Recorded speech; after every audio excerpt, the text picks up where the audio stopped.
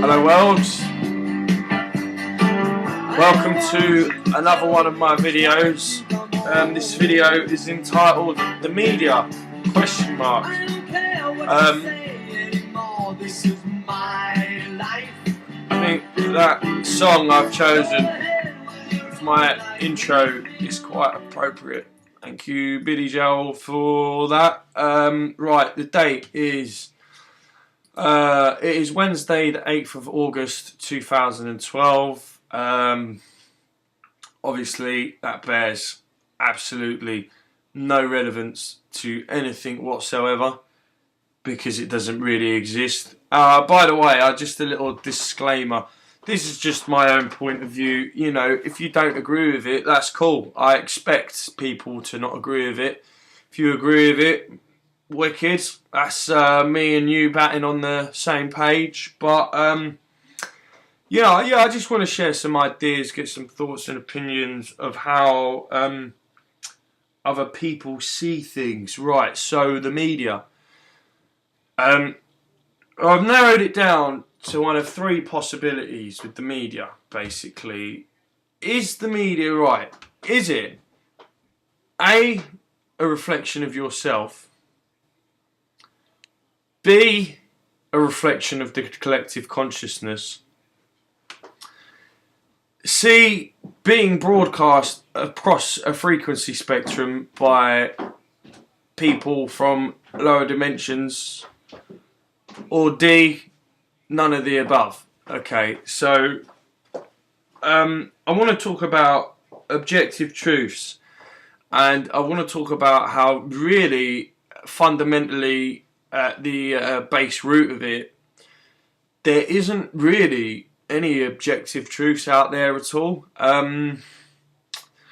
You know, because, you know, two humans can get together and say, but the sky's blue and the grass is green while they're sitting in a park, but while the dog's there, you know, the dog might not see the grass is green or sky is blue.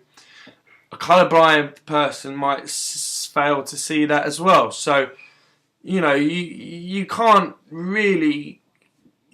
It's very hard. Like, I tell you one objective truth that I can with quite a lot of confidence say is true, is that the unknown is infinite. Because it is, really. You know, what's going to happen 400 million years from now in this space here? Who knows? Who cares, really? Well, that's what I guess we're here to find out. That seems like the whole point of being, to fly into the unknown and work it out. I mean, mathematics possibly could be an objective truth, but you know, it's a tough one, really, maths, because you just you can't really be sure, because yes, it is right or wrong. 1 + 1 is 2. Most people will agree on that, but I don't know. I really guess maths possibly could be another one. You know, but really, apart from the unknown and mathematics, really, it's how people want to perceive it themselves. I think what causes a lot of problems for people believe there is one external world out there, and there's one external world out there that 7 billion people are all living on, and we all have to learn to get along, otherwise this one planet's going to be destroyed.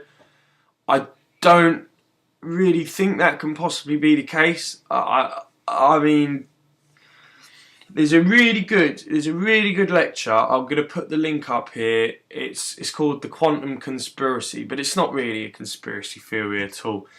It's a guy who basically just goes over the equations to quantum physics again, and he concludes that the solutions to the equations are either 0 or infinity, which obviously quite. If the subatomic world is either infinite or nothing, and our macroscopic world is made of the subatomic world, that surely does have implications for how we view the world ourselves. Now, like, I was going back to the media, alright, I've got BBC World News up here, and, I'm going to relate it. Assad forces Aleppo advance. This is Syria. This is obviously, again, some kind of stuff that someone wants me to believe, that there's a war in Syria. But I recognise that is going on in Syria, fine. But I also recognise there are an infinite versions of Syria. And there's people in Syria that are living in harmony and abundance in one version of Syria. Because there's this whole infinite spectrum. So I'm not actually denying any of this. I'm recognising, this shit is going on, of course. And that's why I ask, is this a reflection of myself, the collective, or is it being broadcast out of a lower dimension across a frequency spectrum that we all pick up with our TVs, or none of the above? I asked that again. I mean, look, I'm going to go on through some of these world headlines on BBC News and just, right, South African guilty of Diwani murder. Egypt launches Sinai air raids. That's got implications of war. NATO troops killed in Afghanistan. Death, war. Manila flood, death toll rises. Again, what version of Manila? There's an infinite versions of Manila. So, there is a flood in one of those versions right now, and the media are choosing to tell us about this. But like with Syria, there's another version of Manila where the people are living in abundance and the people are living in harmony with the universe. So, it's really quite hard, but I think the fact of the matter is the media can't really exist as it does, and journalism doesn't really exist.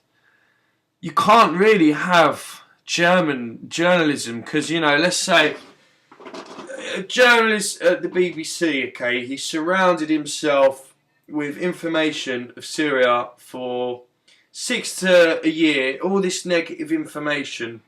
He's been surrounded in that, his physical mind and his higher mind. So when he gets on that plane to Syria, he's got preconceived ideas that he's like, oh shit, I'm going into a war zone now. So when he steps off that plane, what he will experience is a war zone, okay? Because his preconceived beliefs are going to manifest as he gets off that plane. He takes footage, he takes pictures, he emails them back on this multi-dimensional uniting link of humanity, which I call the internet. And then, boom, they're churning this crap up for like me to digest and go, oh, that's so terrible, the external, But really, I realise people who kind of watch the news all the time, unfortunately, and I'm externalising here, I apologise for doing this because I'm just making up my own preconceived ideas about everyone else now. So really, I'm being a bit of a hypocrite here in a sense. But okay, if people are watching this stuff all the time and they are taking it as gospel, because people do believe what they see on the news. Okay, sorry for externalising again.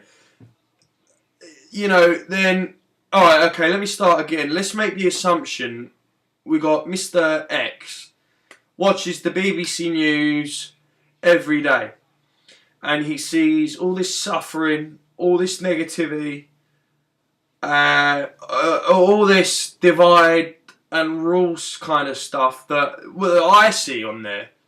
then how fucked up is that guy's view of the external world going to be?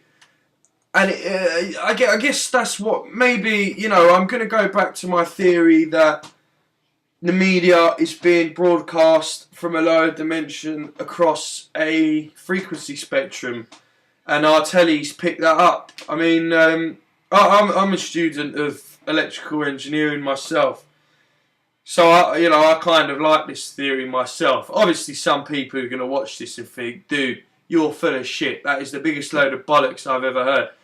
And, to them it probably is. But, the last 6 months of my life, I've tried to be very peaceful towards everything else. I've tried to really just give up. Well, I have managed to give up hating. I've tried to empower myself to see my government not acting out of fear, but making real decisions. And I've also... I've just tried to show love and emotions to all and everything around me in my external world. And still, all this shit I'm seeing on BBC News, Sky News, is all very, very, very, very negative stuff. So again, I ask that question. Is it A, a reflection of me? B, a reflection of the collective? C, something being broadcast from a lower dimension across a frequency band? Or D, none of the above, and I'm just some crazy guy who's going insane. I mean, I don't know.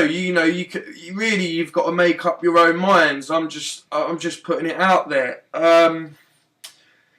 But how can journalism really exist if there is no objective truth? As I pointed out earlier, it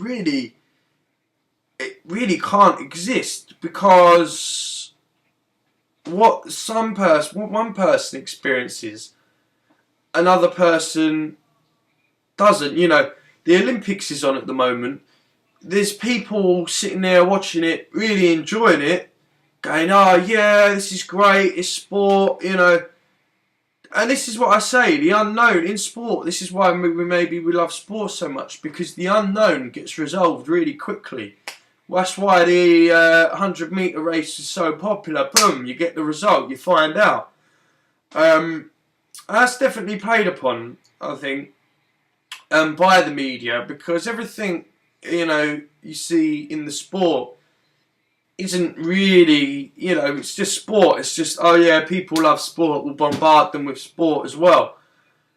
And it's like, hold on. If the world's fucking uniting for these Olympics and suddenly we're all friends and we can all compete, then how come we're all enemies on the other side? When the media are talking about the geopolitical situation, how come it's all divide and rule? Boom, the Olympics come on. How come it's all, let's get together and celebrate collectively? I don't know. I'm confused now myself with that thought, but it seems to me that the media really can't exist as an objective thing, and I just don't think you need to believe it anymore. I think you can recognise that within an infinite amount of realities you will have pain, suffering, evil, tyrants, dictators. Of course you have all this stuff, but really, what if the media was showing like us wicked shit every day, like stuff we were like, oh my god, that's amazing.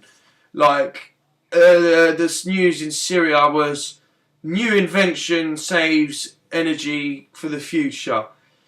Egypt people are marching on a peace rally to come together to ban sexism. Or I'm just creating things in my own mind here. Or NATO troops put down guns and all have a big football match with Afghan troops, and they all say we can't be bothered anymore. Is that shit real? I don't know. So there's another one of my thought-provoking videos. Make a decision for yourself. Don't believe a word you've heard coming out of my mouth. I'm glad thank you for everyone who's viewed, and good luck. And I look forward to your comments and your posts. And stay tuned. There should be more in the way in the future. Thank you very much.